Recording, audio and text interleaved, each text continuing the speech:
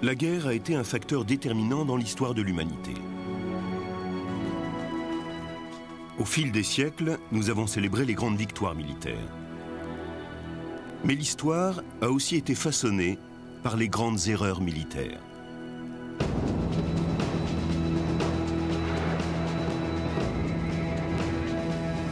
Les erreurs sont inévitables dans le chaos de la guerre.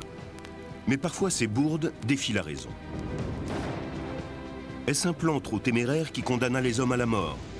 Une technologie qui s'avéra désastreuse? L'interférence des hommes politiques? Ou le coup de folie d'un haut gradé?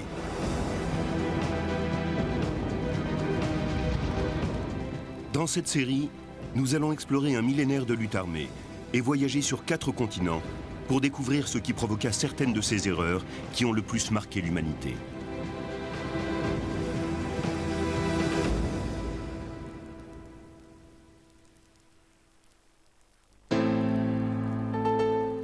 Cette ère mémorable se rattachera à ma personne, parce qu'après tout, j'ai fait briller le flambeau, consacré les principes, et qu'aujourd'hui la persécution achève de m'en rendre le messie.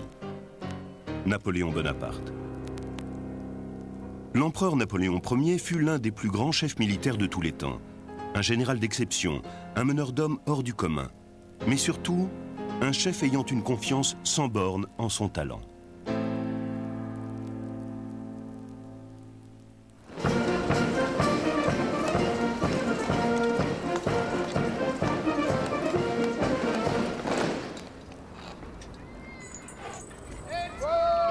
Aujourd'hui encore, il sert de modèle à tous les futurs commandants. Un de ces jeunes officiers de l'Académie militaire de Sandhurst connaîtra peut-être un jour la célébrité. Pour cela, il lui faudra un grand talent, mais aussi une personnalité considérée comme hautement indésirable dans toute autre profession.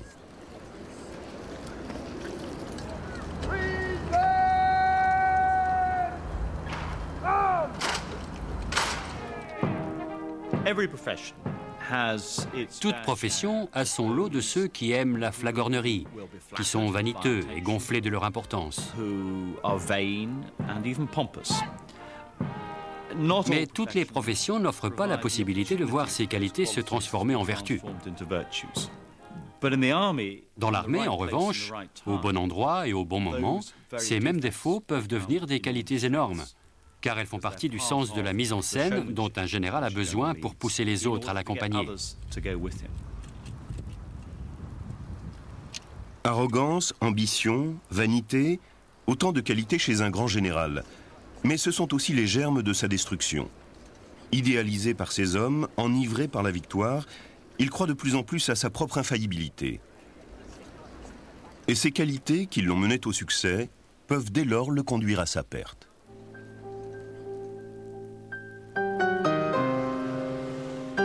Personne n'illustre mieux ce paradoxe que Napoléon. En 1812, il envahit la Russie avec les funestes conséquences que l'on sait. Napoléon fut le plus grand soldat de notre âge, un véritable héros. Mais il est allé trop loin, poussé par son arrogance et par sa conviction de pouvoir cracher à la face des dieux. C'est ce qui a causé sa perte. Il a entraîné beaucoup de gens avec lui. Et il a valeur de leçon pour tout général. Devenir un héros comporte de grands dangers.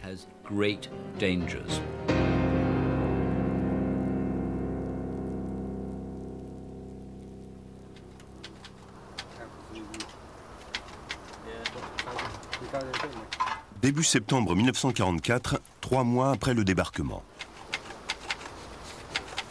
Au quartier général de campagne du général Montgomery, en France, on peint le portrait destiné à immortaliser son génie militaire. Jusqu'ici, la certitude d'en savoir plus que quiconque a bien servi Montgomery. Mais dans les 17 jours qui vont suivre, tandis que le tableau se précise et que l'admiration que suscite son commandement atteint son paroxysme, cette certitude va lui faire commettre une des plus grosses bêtises de la Deuxième Guerre mondiale.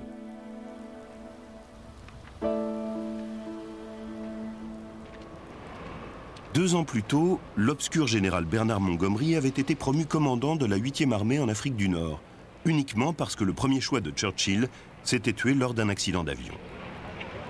Et tout le monde ne s'était pas réjoui de son arrivée. Il avait un tempérament d'ascète. Il ne buvait pas, ne fumait pas, et ça inquiétait ceux qui devaient travailler avec lui, car il se sentait un peu coupable face à un homme comme lui. Lorsqu'il était chef de corps avec le grade de lieutenant-colonel, il s'était retrouvé devant son bataillon au garde-à-vous. Et l'officier commandant la manœuvre lui avait dit « Mon colonel, vous êtes à 2 pas de votre place telle que prévu. » Beaucoup se seraient déplacés de 2 pas. Mais lui a ordonné à son bataillon « 2 pas à droite, marche !» En d'autres termes, ce n'est pas lui qui était au mauvais endroit, c'était tous les autres. Montgomery rendait les gens fous. Il se querellait sans cesse avec les gradés qui lui étaient supérieurs. Il était arrogant, impatient vis-à-vis de ceux qu'il considérait comme des imbéciles. Et presque tout le monde à part lui était un imbécile. Une bataille va asseoir sa réputation. Il reprend le commandement de la 8e armée, considérablement ébranlé par les coups du brillant général allemand Rommel. Et sa conviction qu'il battra Rommel stimule ses hommes. Il rassemblait ses hommes autour de lui comme des papillons de nuit autour d'une bougie. Il leur parlait d'homme à homme et il adorait ça. Our mandate from the Prime Minister is to destroy the Axis forces in North Africa. We are going to finish with this chap, Rommel, once and for all.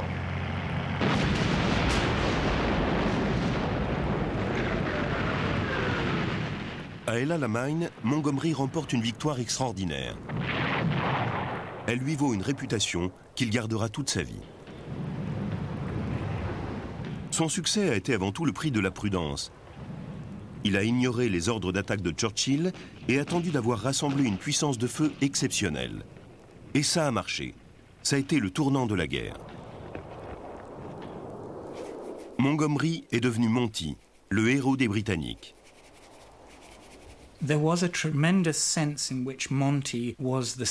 On voyait en Monty le sauveur de l'armée britannique. Et quand il est rentré en Angleterre au printemps suivant, il a été accueilli par la foule. Quand il se promenait dans Londres, il y avait du monde autour de son hôtel. S'il allait au théâtre, les gens se levaient et interrompaient la représentation. Il tendait le bras pour toucher ses vêtements. Cet homme avait sauvé l'armée britannique in extremis. Les victoires s'enchaînent alors.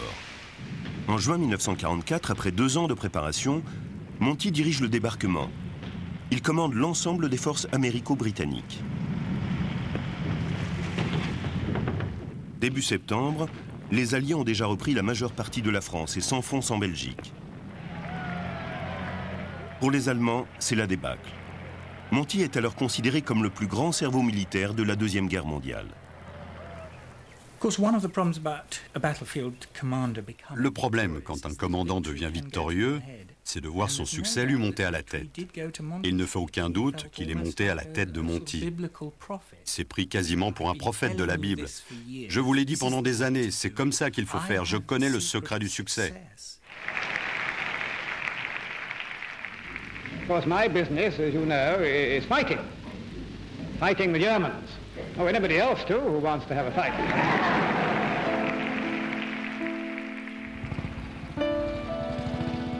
Mais Monty est à la veille d'affronter le plus grand combat de sa carrière. Pas contre les Allemands, mais contre son nouveau patron. Les Américains constituant la majeure partie des forces alliées, le général Eisenhower décide d'assumer le commandement. Monty est furieux. Eisenhower est un général de salon qui n'a jamais commandé des hommes au combat.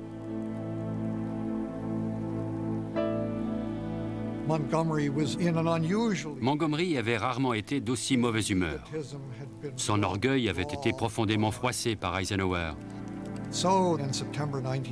Aussi, en septembre 1944, il avait hâte de trouver un moyen de contourner cette espèce de rétrogradation, il ne commandait plus les forces terrestres, pour reprendre si possible la direction de la campagne qui conduirait à la victoire.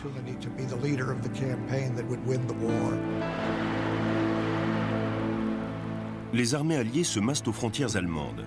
Mais où vont-elles entamer l'invasion? Eisenhower veut progresser doucement sur tous les fronts. Monty, lui, veut que toutes les ressources alliées soient rassemblées pour une attaque ciblée qu'il dirigerait. Son instinct lui souffle que les Alliés doivent saisir l'occasion.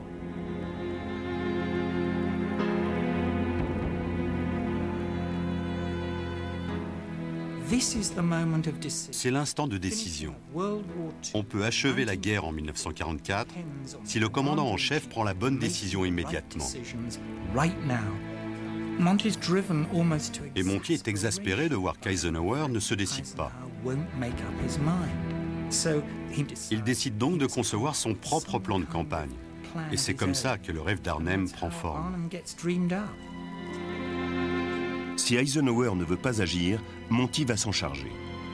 Il met au point le plan qui mettra un terme à la guerre. Lors d'une attaque surprise, des troupes aéroportées seront parachutées au-delà des lignes ennemies pour s'emparer des ponts qui enjambent le Rhin dans la ville hollandaise d'Arnhem. Pendant ce temps, les blindés traverseront la Hollande à toute vitesse pour les rejoindre. Arnhem est la porte d'entrée de l'Allemagne. Les Alliés s'ouvriront ainsi la route vers Berlin.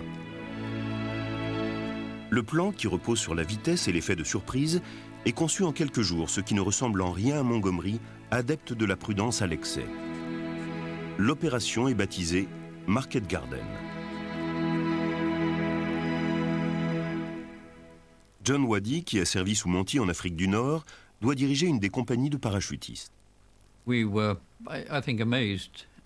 avons été étonnés par la hardiesse de cette opération. Notre division allait être larguée à 100 km au-delà des lignes ennemies. Et nous devions recevoir le soutien des blindés, du moins nous l'espérions, au bout de 2 ou 3 jours.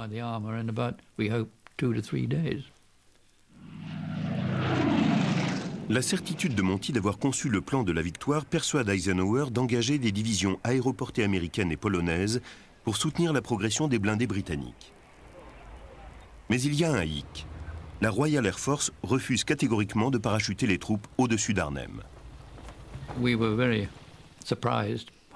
Nous avons été surpris, horrifiés même, d'apprendre que nous allions être largués à une douzaine de kilomètres des ponts. Nous ne comprenions pas pourquoi. On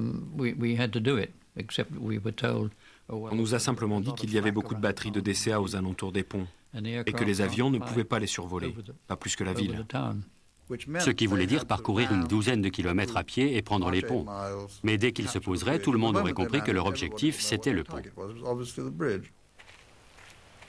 Au lieu d'insister pour que la RAF se conforme à son plan, Monty reste étonnamment silencieux.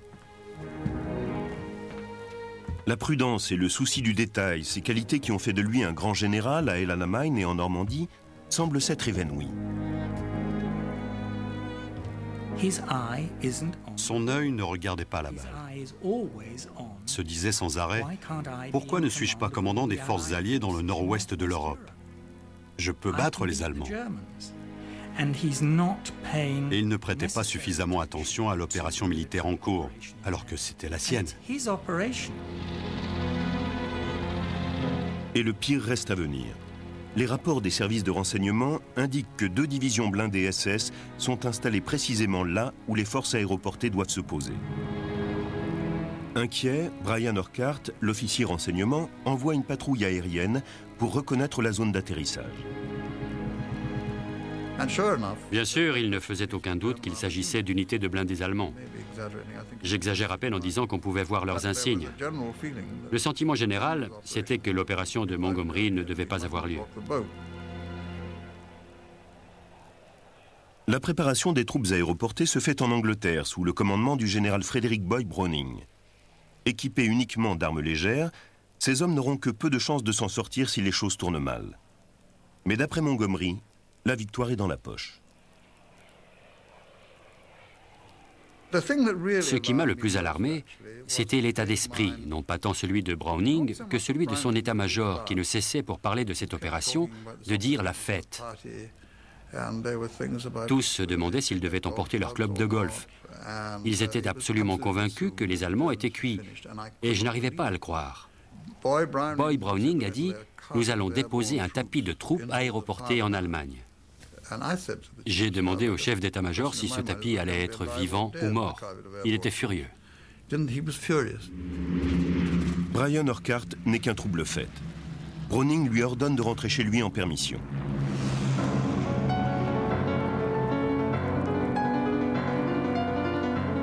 Le 17 septembre 1944, la plus grande invasion aéroportée de l'histoire commence, au départ de bases aériennes de tout le sud de l'Angleterre. C'était fantastique. Il y avait quelques 1500 avions et planeurs, et 900 chasseurs qui s'étiraient sur une file de plus de 160 km.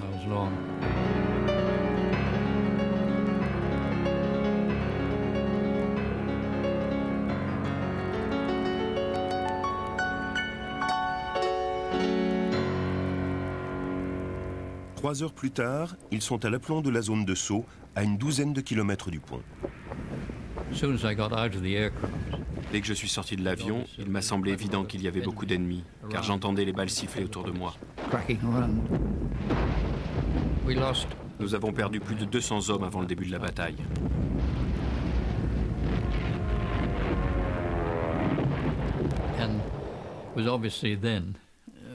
C'est évidemment à ce moment-là qu'on s'est dit que ça se présentait mal.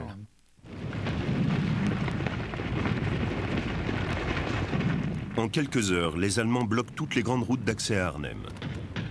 Les troupes britanniques tentent de parvenir au pont, mais elles sont encerclées. Seul un petit bataillon y parvient, mais les renforts blindés du 30e corps peinent à les rejoindre.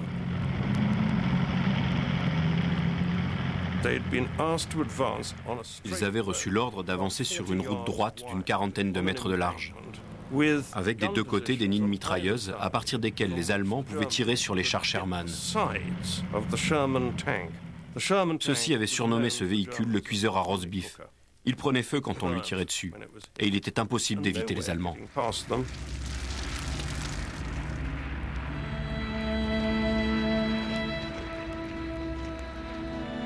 Sur les 10 000 parachutés, seuls 2 000 s'en sortent. Arnhem se solde par un désastre. Un pont trop loin.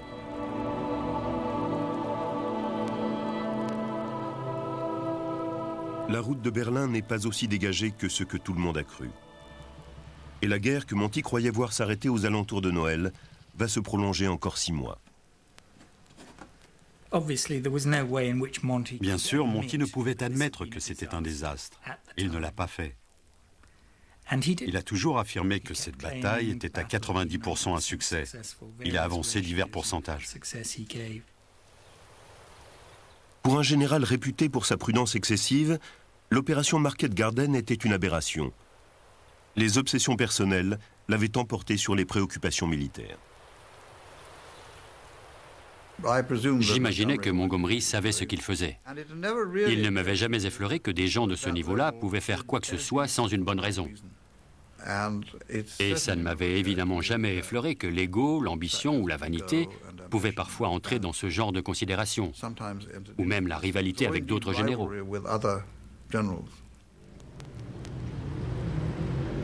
Ce qui a perdu Montgomery, c'est la certitude que c'était à lui qu'aurait dû revenir le commandement. Mais là où il avait raison, c'est qu'il fallait, à ce moment de la guerre, engager une action décisive. Un général doit avoir confiance en lui et être certain que sa méthode est la bonne. L'arrogance gagne des batailles.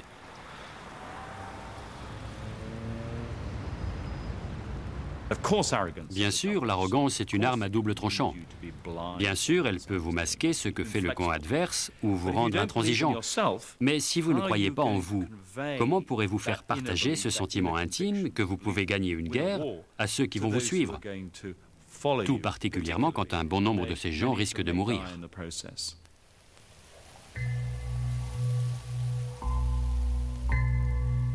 Si l'arrogance est pour un militaire une arme à double tranchant, l'ambition en est une autre.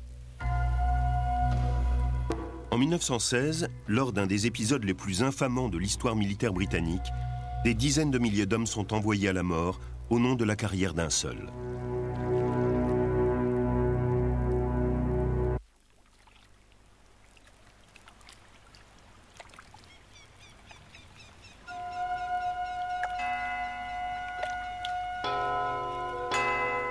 Là-bas, c'est l'Irak, au cœur du Moyen-Orient.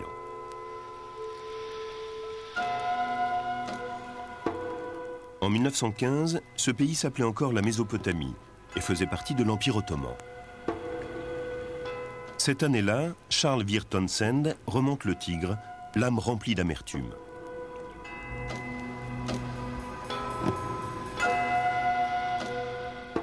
Townsend est général dans l'armée des Indes. On l'a envoyé surveiller les oléoducs si importants pour les besoins militaires britanniques. Mais pour un homme comme lui, c'est une mauvaise plaisanterie. Un second rôle par rapport à la vraie guerre qui se mène alors en France.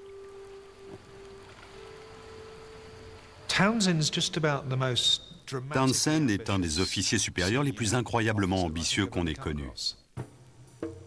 Il n'est jamais satisfait et lorgne sans cesse 2 ou 3 échelons plus haut.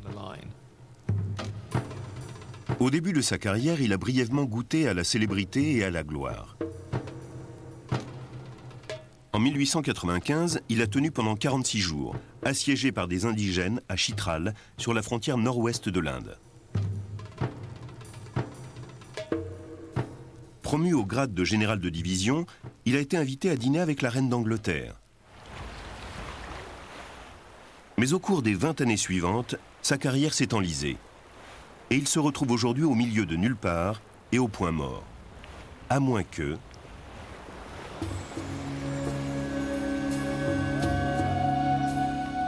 À quelques heures en amont du fleuve se trouve un trophée qui brille de 1000 feux. Bagdad, aux mains de ses ennemis, les Turcs, alliés de l'Allemagne. Pourrait-il entrer dans cette cité en conquérant, devenir Townsend de Bagdad?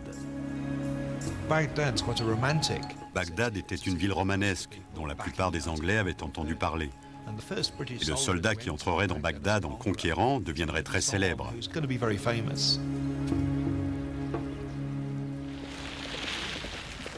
Mais le terrain qu'il découvre à son arrivée a de quoi déprimer n'importe quel commandant. La Mésopotamie est un théâtre d'opération particulièrement difficile. Il n'y a ni route, ni voie de chemin de fer au sud de Bagdad. On ne peut donc pas transporter de grandes quantités d'hommes et de ravitaillement rapidement. Il faut emprunter la rivière. Or, les Britanniques n'avaient que très peu de bateaux à vapeur. Faisant fi de ces problèmes, Townsend commence à remonter le Tigre. 640 km le séparent de Bagdad. Les unes après les autres, les villes fluviales capitulent, grâce au génie militaire de Townsend, à l'incompétence de l'ennemi et à la chance. En déroute, l'armée turque se replie. La progression est spectaculaire, très hardie, très imaginative. Et en 1915, on n'enregistre aucun succès aussi spectaculaire ailleurs. Du jour au lendemain, Townsend devient ainsi le petit prodige britannique.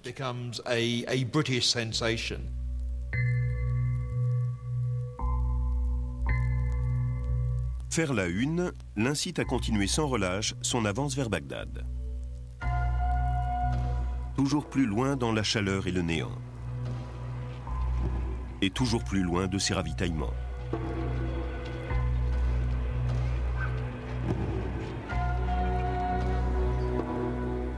Mais à Ctésiphon, à seulement 26 km de Bagdad, c'est la fin des victoires faciles.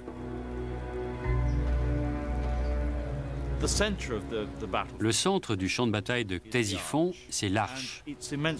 Elle revêt une importance immense aux yeux de Townsend, cet ancien étudiant en histoire militaire, car elle marque l'extrémité de l'Empire romain.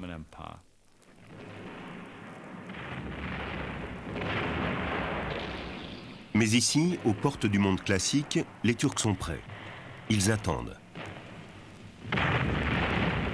Les Britanniques sont fauchés par l'artillerie turque. Townsend n'a ni réserve ni ravitaillement. Qui plus est, 30 000 Turcs sont en train d'arriver en renfort.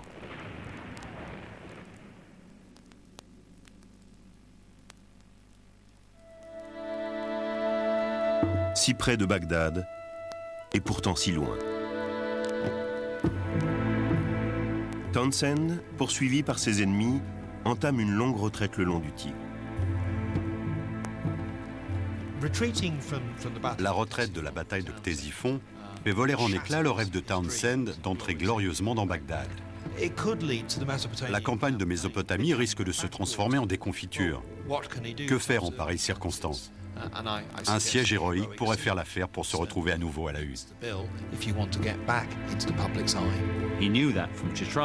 Il le savait depuis Chitral, qui avait fait les gros titres. Mais plus récemment, depuis le siège de Mafeking, qui avait assis la réputation de Baden-Powell et popularisé son nom. Et la levée du siège avait suscité une joie immense.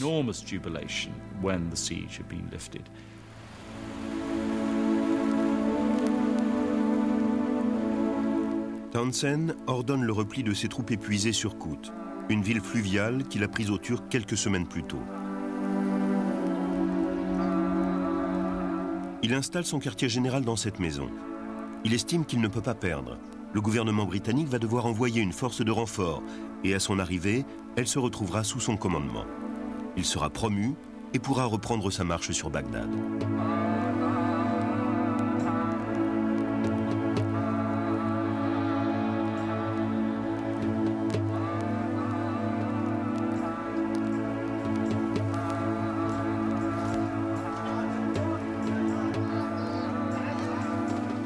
Le siège sera bref, glorieux pour Townshend, mais moins pour ceux qu'il y commandera. L'attitude de Townshend vis-à-vis de ses hommes est complètement dénuée d'attention. On le voit aux privilèges constants liés au grade, bonne nourriture, bons alcools, et à l'utilisation étonnamment égoïste des durées de transmission radio. Ces hommes ne reçoivent ni messages ni courriers. Mais Townshend, lui, envoie d'innombrables messages à ses amis londoniens.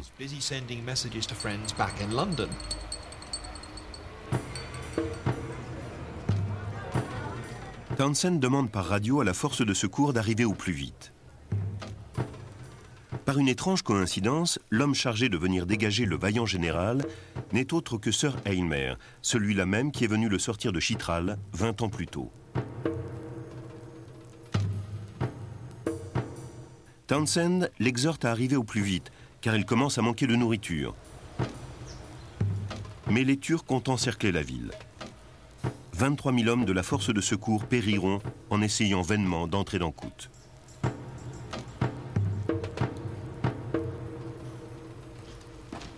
Townshend accuse Aylmer de ne pas faire assez d'efforts. Aylmer pressent, non sans raison, qu'on l'a poussé à attaquer en étant insuffisamment préparé et avec des forces trop réduites, précisément parce que Townshend avait crié au loup. Il n'y a en fait aucun risque de famine. Townshend a envoyé des rapports erronés. Quand le haut commandement lui suggère de se battre pour sortir de Kut, il lâche le morceau. Il décide alors de dire à ses supérieurs qu'il a bien plus de ravitaillement que ce qu'il leur avait laissé croire. Ne serait-ce pas une bonne idée si les secours étaient plus méthodiques? Il n'a peut-être pas intérêt de tenter une sortie hasardeuse. Et il devient évident au fil des mois, alors que les secours n'arrivent toujours pas, que Townshend est frustré de voir sa carrière passer au second plan. La nomination du général de division George Gorringe, un de ses rivaux, au grade de général de corps d'armée dans les derniers mois du siège, l'agace au plus haut point. Il éclate en sanglots et pleure sur l'épaule d'un de ses officiers. Ça n'est pas un comportement normal pour un général britannique.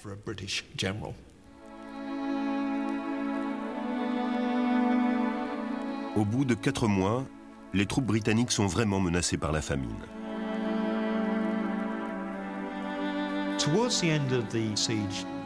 À la fin du siège, la vie des soldats dans Kut est horrible. Ils ont tellement besoin de nourriture que certains mangent de l'herbe. Le général de brigade Houghton, un des commandants de brigade, meurt à force de manger de l'herbe.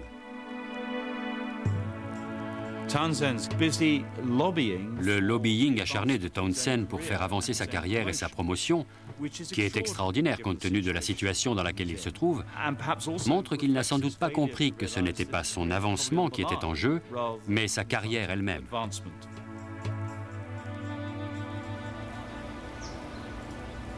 Après 5 mois dans Kut, Townshend quitte son quartier général pour la dernière fois. Il n'y aura pas d'autres colonnes de renfort. Le plus long siège de l'histoire britannique s'achève non pas dans la gloire, mais par une reddition. Les Turcs accordent à leurs prisonniers les honneurs militaires et un billet de train en première classe pour rallier Constantinople. Townsend y va sans un regard en arrière. Il est hébergé dans un petit palais, jouit de toute sa liberté, il a même un petit yacht et quelques domestiques à sa disposition. Et il évolue dans la fine fleur de la société turque.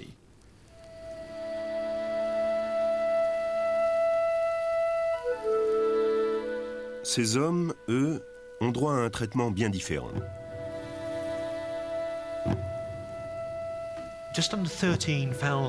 Quelques 13 000 hommes et civils furent emmenés en captivité, que l'on ne peut que qualifier d'atroce.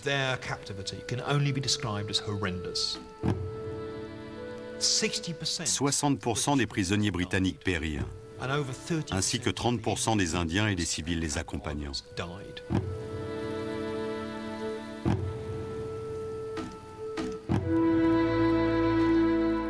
Au total, ce sont 40 000 hommes qui auront été sacrifiés sur l'autel d'une ambition obsessionnelle. Townsend ne s'est jamais soucié d'eux. Il s'en moquait. Il n'obtint plus jamais de poste à responsabilité.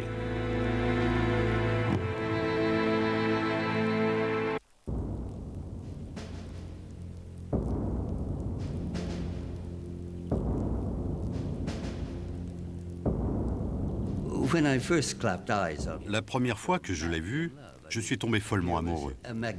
Il avait une magnificence que je ne connaissais pas. C'était un homme qui méprisait des présidents, qui avait rencontré des rois et des reines. Et nous sentions tous que plus nous le glorifierions, plus nous serions nous-mêmes glorifiés. Nous étions comme les disciples d'un Christ. Je me souviens qu'une fois, avant de poser son courrier devant lui, sur son bureau, j'ai vu une carte et je l'ai lue. Elle venait de son pilote et disait « À celui qui marche et parle avec Dieu ». Je me suis dit « Dieu du ciel ». C'était son propre pilote qui le lui avait écrit.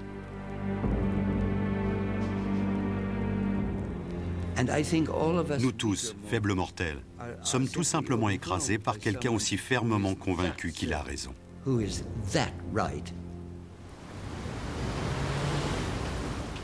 L'arrogance et l'ambition ont conduit à leur perte certains des meilleurs généraux. Mais la vanité peut être tout aussi fatale. En songeant à sa propre postérité, un général a passé un accord avec les autorités de la ville de Norfolk, en Virginie. Il aurait une tombe digne d'un président, et la ville attirerait des touristes, des pèlerins, qui viendraient se recueillir sur ce mémorial. Voici une peinture murale du général MacArthur lors de la Première Guerre mondiale. Pourquoi ne porte-t-il pas de casque? Le général MacArthur ne faisait pas toujours ce qu'il aurait dû. Douglas MacArthur fut le général le plus controversé du XXe siècle, un héros américain qui conduisit le monde au bord de la guerre nucléaire.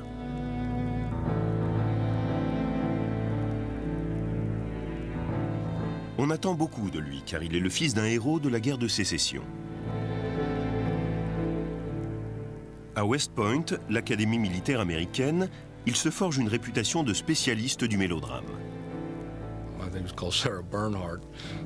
Il avait été surnommé Sarah Bernhardt, car ses contemporains avaient repéré un petit quelque chose de féminin en lui. Il était très lunatique et dissimulait un sentiment d'insécurité qui lui venait, je pense, du fait qu'il était constamment égocentrique et théâtral. Sa mère était très dominatrice. Quand il est entré à West Point, elle a pris une chambre d'hôtel qui donnait sur sa chambre à lui. Et elle savait, en voyant la lumière allumée, qu'il était bien en train de travailler. Elle a passé 4 ans assise dans sa chambre d'hôtel à surveiller son fils. Malgré sa mère, ou peut-être grâce à elle, MacArthur fait des prouesses à West Point et va ensuite se distinguer sur les champs de bataille de la Première Guerre mondiale. Il devient l'officier le plus décoré de l'armée américaine. Dans les années 30, il est affecté à Washington et se retrouve quotidiennement au contact de la presse. La plupart des institutions américaines avaient assimilé l'existence de ce qu'on appelait les relations publiques et la réclame. MacArthur était affecté au service d'information et de relations publiques de l'armée de terre américaine. Il avait la responsabilité d'informer les journalistes sur les événements militaires, et c'est ce qui lui a donné l'idée qu'on pouvait créer sa propre réalité en étant simplement persuasif. C'est en 1942 qu'il va devenir un héros national. Aux Philippines, il est commandant des forces américaines en Extrême-Orient qui se trouvent en première ligne dans le combat contre le Japon. Et les choses vont mal. Pearl Harbor aurait dû lui servir d'avertissement. Pourtant, 9 heures plus tard, ses forces aériennes sont décimées, car elles sont posées au beau milieu des aérodromes. Puis c'est l'invasion japonaise. Pour empêcher la capture de MacArthur, Washington lui ordonne de quitter la zone. Il s'exécute, abandonnant son armée sous les quolibets des Japonais qui le traitent de lâche. Ça a été terrible pour MacArthur. Il a été humilié. Franklin Roosevelt lui a remis la Medal of Honor, la médaille d'honneur, et est ainsi en partie responsable d'avoir créé ce monstre à la Frankenstein dont il n'a plus pu se débarrasser. Le général transforme cette défaite en victoire grâce à son utilisation de la presse, présentant l'image non pas d'un échec, mais d'un esprit indomptable. I said to the people of the Philippines whence I came, I shall return.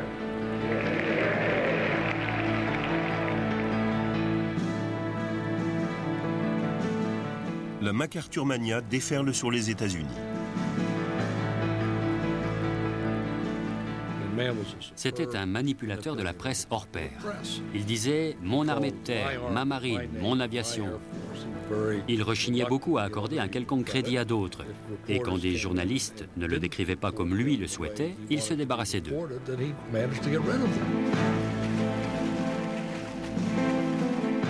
La mise en scène du retour de MacArthur aux Philippines deviendra une des images les plus célèbres de la Deuxième Guerre mondiale.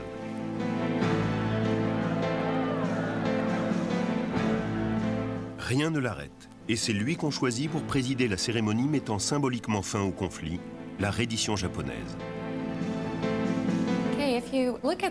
Sur cette peinture murale, vous voyez la signature du traité de reddition. Voici le général MacArthur.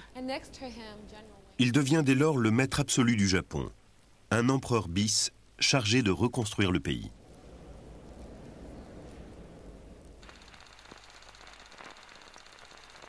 Les MacArthur deviennent l'équivalent de la famille royale et ne répondent de rien à personne. Aucun Américain n'a jamais joui d'un tel pouvoir. Il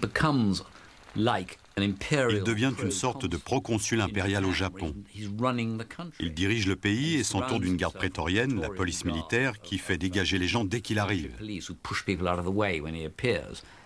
Il devient, je pense, totalement imbu de ce pouvoir et de l'amour de sa propre image.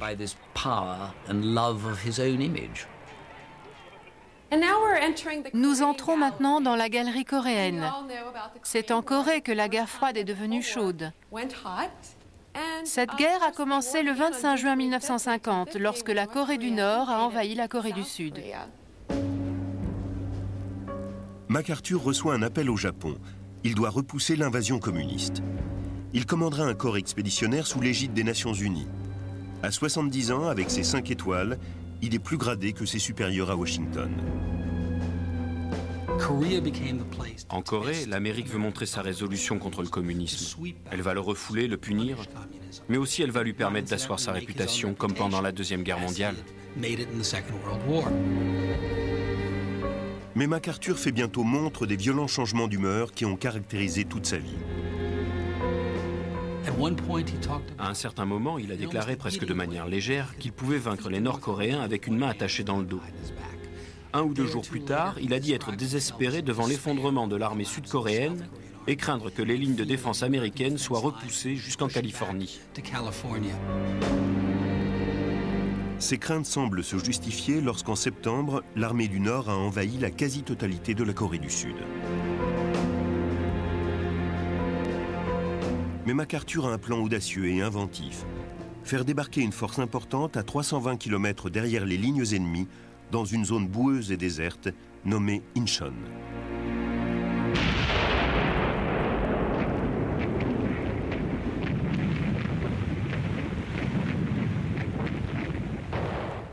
Étonnamment, le débarquement d'Incheon, malgré les dangers liés à la marée haute, aux incertitudes et à la boue, n'a rencontré aucune résistance. Les Américains ont débarqué presque sans enregistrer de pertes.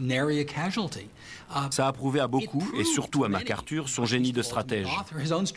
Comme l'a dit Omar Bradley, le président des chefs de l'état-major interarmé, après Incheon, il était presque impossible de mettre en question ce que faisait MacArthur. Dès lors, les Nord-Coréens sont en déroute. Et MacArthur est résolu à leur donner la chasse où qu'elle puisse le mener. Bientôt, les Américains arrivent en vue de la frontière chinoise. Les Chinois commencent à se faire entendre, ce qui ne fait qu'encourager MacArthur. Comme il l'a dit à un ami, je ne sais pas si les Chinois vont entrer en guerre en Corée. Mais je prie à genoux tous les soirs pour qu'ils le fassent, pour obtenir la victoire dont l'Amérique a besoin. Amérique est ici synonyme de MacArthur.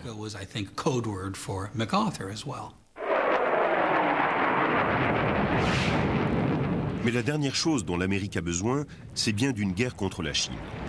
Inquiet, le président Truman exige de MacArthur qu'il vienne s'expliquer. MacArthur refuse. Le président doit donc s'envoler pour l'Extrême-Orient pour aller taper sur les doigts de son commandant rebelle. Truman voulait des assurances quant au fait que la guerre touchait à sa fin, et MacArthur les lui a données. Il pouvait facilement prendre en main une éventuelle intervention chinoise, à laquelle il s'attendait, et il n'y avait pas de raison de s'inquiéter, car la guerre devait être terminée à Noël.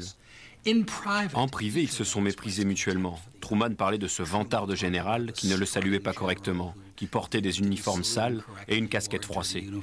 MacArthur parlait de son côté de l'ignorance et de l'incompétence de Truman. Et chacun d'eux, bien qu'ils aient affirmé en public partager le même point de vue, éprouvait pour l'autre un mépris confinant à la haine.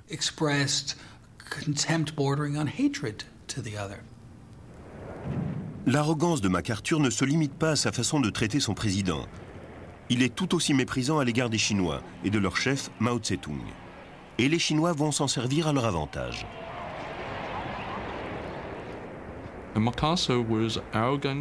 MacArthur était arrogant et Mao pensait que c'était quelque chose de très important pour le succès d'un chef militaire, mais que d'un autre côté, l'arrogance peut aussi aveugler un chef.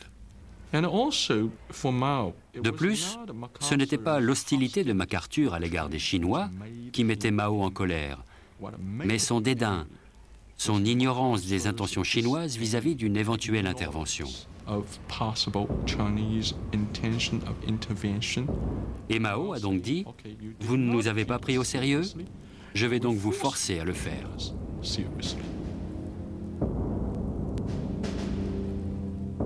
MacArthur ignore les avertissements indiquant que 200 000 Chinois font route vers la frontière pour rejoindre le fleuve Yalu, alors gelé. Après tout, il n'y a aucun signe de leur présence. Leur intention était de dissimuler des forces communistes dans les montagnes, d'inciter l'ennemi à avancer et de l'attirer dans un piège. Et le piège fonctionne. Soudain, près de 400 000 Chinois descendent des collines. La 8e armée américaine perd 11 000 hommes dans les premiers jours. Face à une défaite certaine, elle entame une retraite désordonnée de 480 km, la plus longue de l'histoire militaire américaine.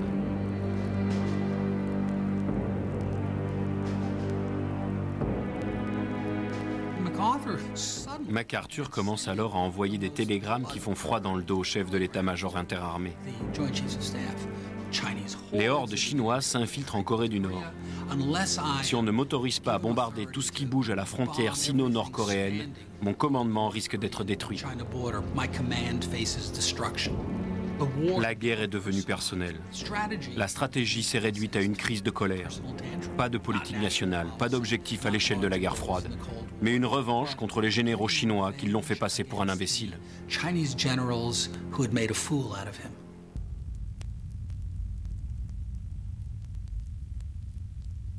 MacArthur se met à prôner l'utilisation de l'arme nucléaire. La guerre s'était stabilisée, les troupes américaines n'étaient pas en danger.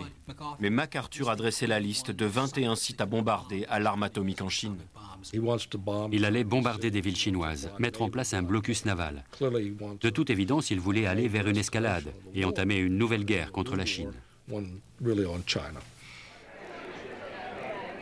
Mais Truman ne veut pas être à l'origine de la Troisième Guerre mondiale. Il envoie des signes d'apaisement aux Chinois, offrant de retirer ses troupes en deçà de la frontière sud-coréenne. La situation est des plus délicates.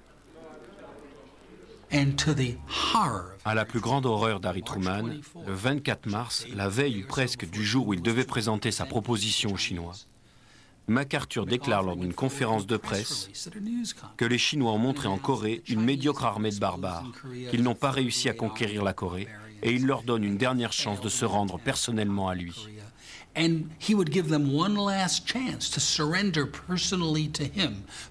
En cas de refus, il se sentira libre de donner l'ordre à la marine et à l'armée de l'air de bombarder le territoire chinois. Dès lors, Truman commence à écrire dans son journal que le grand général d'Extrême-Orient doit être relevé et qu'il est grand temps de le faire. The storm which has been brewing between Washington and General MacArthur finally breaks with the news that the Supreme Commander has been dismissed by President Truman. I believe that we must try to limit the war to Korea and to prevent a third world war. A number of events have made it evident that General MacArthur did not agree with that policy. MacArthur est le premier général à être relevé de ses fonctions par un président américain. Vanité, fierté et arrogance ont conduit cet homme à croire qu'il était un meilleur gardien de la sécurité nationale que le chef d'État élu. Il était pourtant d'un avis radicalement différent dans les années 30. I invite attention to the obvious fact that the soldier does not declare war. Our Congress alone has that responsibility and power. Our army is maintained solely for the preservation of peace.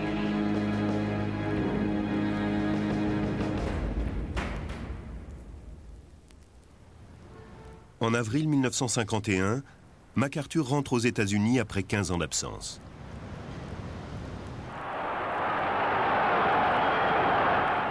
Le général obstiné reçoit l'accueil le plus triomphal de l'histoire américaine. Just about everybody is out today. An estimated 7.5 million men, women and children. MacArthur reste le héros des Américains. Les héros sont nécessaires au sens militaire du terme, car les gens ont besoin de quelqu'un à suivre, quelqu'un en qui ils vont croire, quelqu'un qui va leur faire traverser les dangers jusqu'à la victoire. Le problème apparaît lorsque cet homme est entouré par un état-major qui ne discute plus ses décisions, par des journalistes qu'il manipule et dont les articles traduisent l'adulation, car cet homme se met alors à croire qu'il est invincible, qu'il est Dieu et qu'il réussira toujours. Les Romains avaient un moyen intéressant de traiter ça. Lors du triomphe de chaque général à Rome, sur le chariot suivant celui du vainqueur, il y avait toujours un esclave qui murmurait à son oreille « Souviens-toi que tu es mortel ».